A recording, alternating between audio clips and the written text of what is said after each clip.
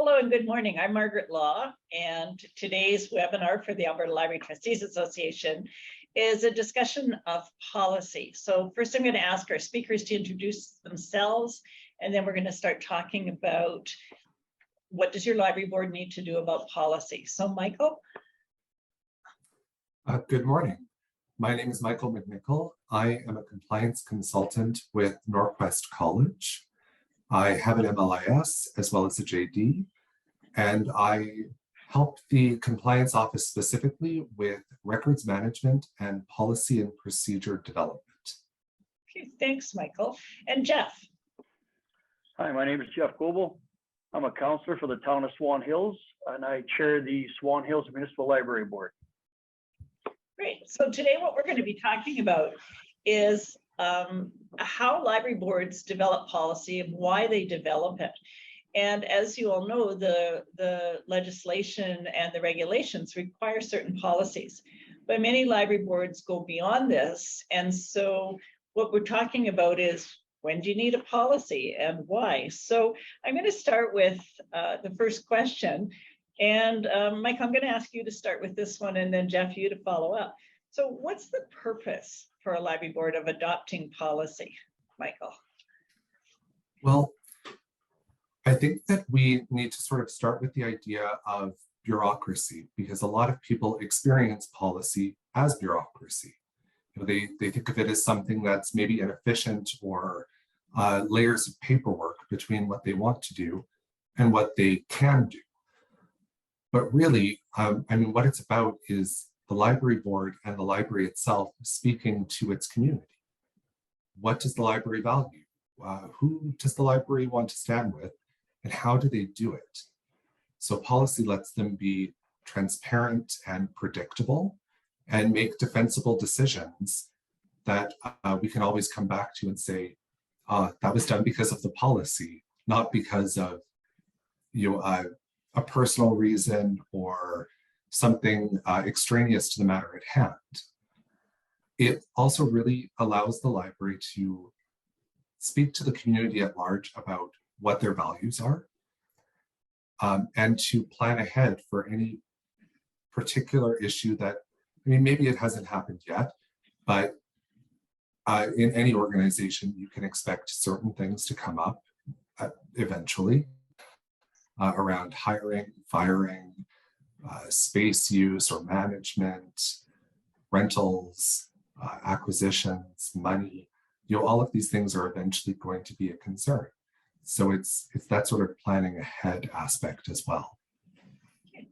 Thanks. And Jeff, from your position as a library trustee and a counselor, how do you see the purpose of policy and how it helps? Well, I have to agree with Michael. And the main purpose, we build policies to provide some clear and consistent direction for staff, for users of the library, and trustees of the library board.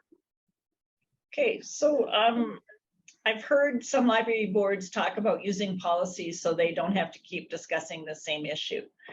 Again, making the same decision. Do you think that's a fair description? Jeff? Yeah, I think so. That way, when policy is set and policy becomes, part of your constitution, if you will, for the library, then the same situation or similar situations are dealt with in the same fashion.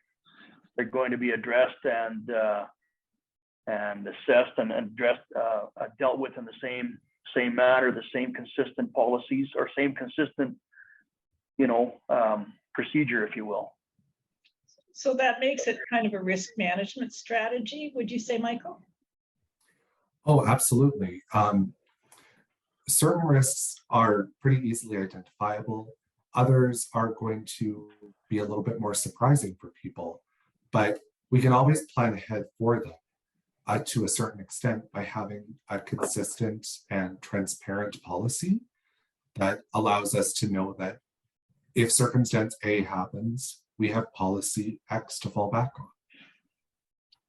So when do we need the library to pass a policy rather than just passing a motion? And again, Michael, I'll get you to start. Sure. So motions are great. I think it's a wonderful tool that the library board has to be reactive to a situation that's already occurred, but it's not very proactive. It's difficult to use motions for planning ahead to things that we can see coming, or for things that consistently happen over and over again. I think also if we want to build something into that idea of who we are, to have it be really a part of our structure, it's important to have it be in a predictable format that's available to all of our stakeholders, rather than being an ad hoc motion that comes up whenever it's specifically needed. You know, that way it can be available on the website, for example, or publicized in another way. It can be part of the discussion rather than an end to a discussion that's already happening, right? Where a motion is often, yikes, thing X happened and we have to deal with it. Okay, that's a good piece of clarity. Jeff, how do you see the relationship between motion and policy? Yeah, policy is more of a long-standing document, not to say that it's the end all. You know, lots of times policies can be manipulated or changed, you know, to suit a different direction or follow along with the same direction. An example with respect to motions, we passed a fair bit of motions during COVID because things were changing so quickly. So lots of motions were passed, lots of things were done differently to allow the library to facilitate the community's needs while still following the COVID guidelines. Some of those things did find their way into policy, but a lot of motions were more of a temporary solution to an issue at hand, if you will. Okay, good. So I think people get mixed up or confused sometimes about the relationship between policy and procedure. And so, Michael, can you help us understand where that line is? Sure. So often the difference is in the level of decision maker attached and the speed with which changes can be made. So a policy we can consider sort of the DNA. Why do we do something? What is our commitment to something? What's the sort of overarching idea? And that normally requires a pretty high level decision maker to ratify it, either in a vote or in some other format that sort of sets it as law, as it were. Whereas procedure is much more, how do we do things? So if policy says that we have a commitment to freedom of expression, our procedure will give us the ABCs of what we actually do to meet that commitment. Because of that, it's often a much more fluid document that is able to be changed more quickly and easily, often by the people who are actually using it rather than by an executive. Okay. And procedures can be a little bit more responsive in that way. I do think all policy should be a response to a need, but procedure, especially if we see that the steps that we're taking in order to fulfill a task or to meet a goal aren't working, we need to go back and reevaluate those steps. And that's sort of a big part of why procedure has to be so flexible. So Jeff, what about in your library's circumstance? How do you see that relationship between policy and procedure? Well, they go hand in hand, as Michael said. The policy sets why we do something or the reason behind what we're doing, and the procedure is how we're going to accomplish that function. Okay. So what about the level of detail? Well, I mean, you need to have pretty detailed explanation so that things are followed consistently across the line.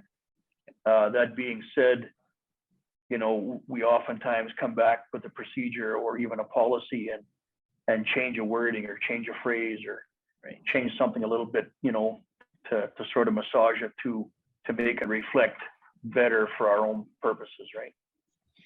In my experience, procedures tend to have a lot more detail than policies into like the specific steps or the specific notifications and so on. So a lot of library boards struggle with writing policy and developing it. So why can't you just adopt a policy from another library that's kind of similar to yours? Michael. Well, I mean, you could, but the problem with doing that is that you're adopting a document that was written to reflect their circumstances, their needs, and their community. So if your community is a little different, your demographic makeup is different, you have different needs, you know, there may be, say, a difference in access to internet in your community versus the community in which the policy was written. That could really change your use of the internet at the library and the way that the internet is allowed to be used by patrons. If that isn't reflected in the policy, it makes it difficult for you to do it in reality, right? Right. So that's a big reason why you want to really consider your own circumstances when you're writing. The other one is that it's always possible that there's a mistake or an error. You know, that someone is using a policy without knowing that they have cited the wrong law, or that their phrasing is incorrect, or you know, something of that nature. And if you just copy paste, you've copy pasted their error. So Jeff, how do you feel about that? About how do you get started in developing policy if you can't just adopt it? Well, so we don't, how do I, you know, we don't want to completely reinvent the wheel each time. So oftentimes we'll take a policy from another library and use it as a template, you know, and with the wheel analogy, add spokes or remove spokes as required to fit our needs. But the main body of the document might reflect several different libraries exactly the same way. So I've had trustees say to me that they thought that the discussion around the policy development or the adaptation was perhaps as useful for them as passing the policy itself. And so that process that you're talking about of adapting may be the most useful part of it for your board. Absolutely. You know, the discussion, we've had, you know, many marathon meetings with respect to some policies, and the discussion is excellent. I mean, you need that discussion to be able to bring everything to the table that you possibly can imagine or think of, right? Yeah. So, Michael, who's responsible for policy compliance? So a slightly unpopular answer, but I tend to think everyone is responsible. You know, we're all working towards the same goal. We're all on the same team. We want to see the library be a vibrant part of our communities. And so we all have to play a part in that by nurturing a culture of compliance, by making policy matter to us. That being said, you know, actual enforceable compliance is absolutely a question of who's managing that policy. For a lot of pieces, the day-to-day management might fall to your library director. In other pieces, it might be the board itself. And they'll be better positioned to say whether or not it has been being complied with. But the creation of a culture where we try our best to comply, I think, is something that we should all be working for. Good. So Jeff, thoughts on compliance? Yeah, exactly. I mean, ultimately, the compliance starts and stops with the board because they're the ones that are making policy. But absolutely correct with what Michael says. Once the policy is put into place, and if you build a procedure to you know, make that policy work, it's a library manager who interacts with the public or with the community and finds out that the policy needs to be, massaged or changed or something needs to be different, then, it's brought back to the board for that consideration. So, there's where everyone has a responsibility in making the policy work. But, ultimately it's the board that builds the policy and puts the policy into place. So actually, you both touched on the sort of question of reviewing policy and revisiting it. So many libraries actually build a review date into every policy. Mike, what do you think about that as a practice? Oh, I'm very supportive of it. My policies at the college have a 4-year review cycle, with some more experimental policies having a shorter cycle built right into them, so that we could just keep a closer eye on them. And that's important for a number of reasons, in part because policy often takes a legislative decision as a basis, right? We sort of start with the floor that we stand on is the law. That isn't necessarily going to be the ceiling, right? We can always reach for the stars. We could be the gold star library or college or whatever. But in order to do that, we have to keep on top of legislative changes that affect what our policy can be, and keep on top of how is the policy actually doing its job? Is it reaching the goal that we set for it, or is it causing unintended consequences? So having a regular review date where people who are directly affected by the policy ideally can let you know if it's working or not is a great idea. So, and Jeff, how does your board deal with that policy review?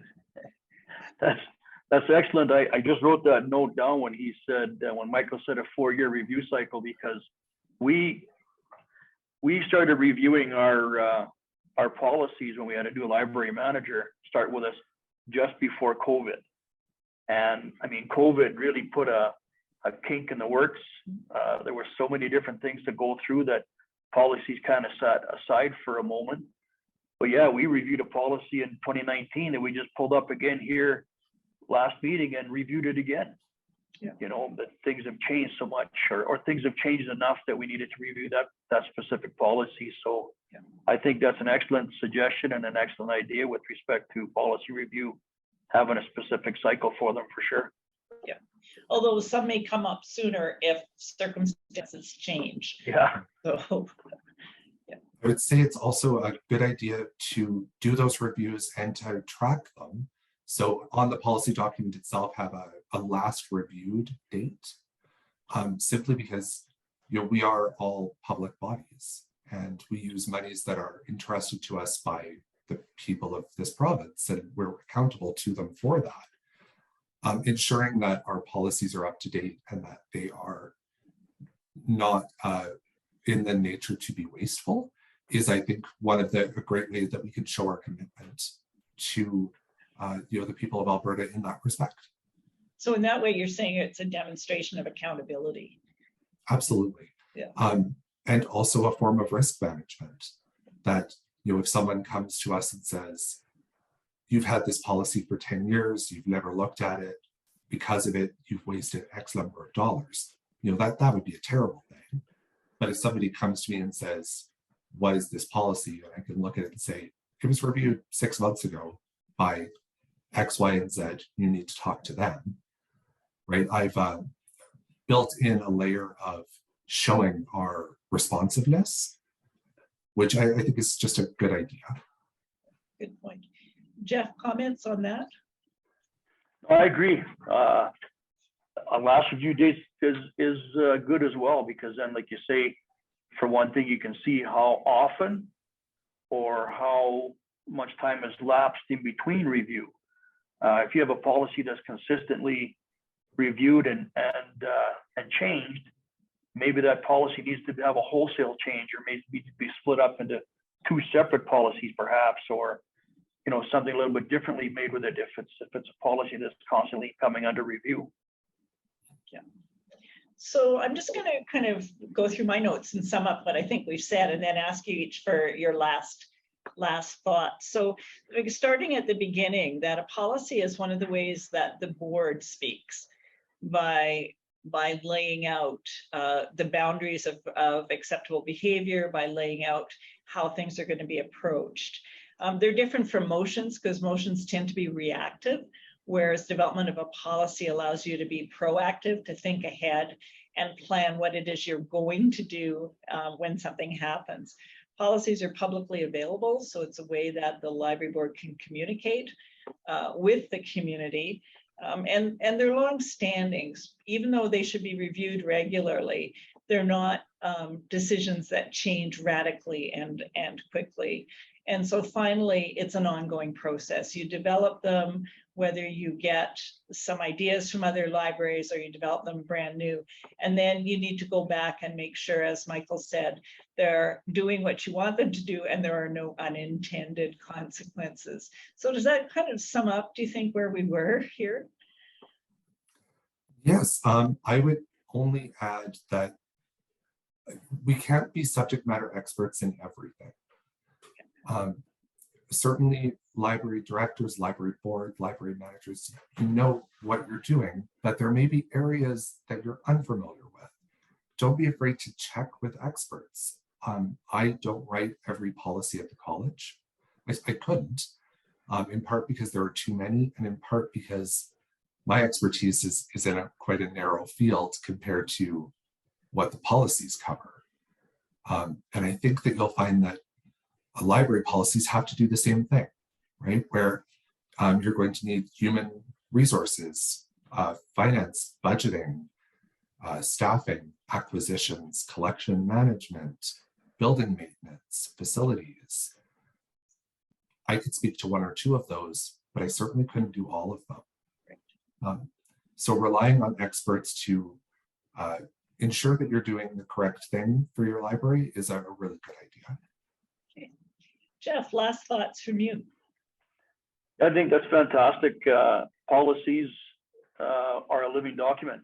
They continue on and they get changed. And your library board is hopefully reflective of the demographics of your community. And you bring so many different things to the table. We have a teacher in our library board. We have a couple seniors. We have some younger people with younger families. And they all use the library, and they all use the library a little differently. And as far as asking for help and support, our librarian reaches out many times to the different library organizations to find out, how they might have dealt with something or how they're doing with something else. Or, the library is, you're your own library within your community, but you're a library amongst many friends and many family. If you know, the library is like a big family. Great. What a wonderful way to end this. I'd like to thank you both for taking the time to share your expertise and your perspective with us. This is part of a series that is available to library trustees across the province to use for training or to trigger discussion with their boards. So thank you. Thank you. Thank you for the opportunity. Have a great day, guys. You bet.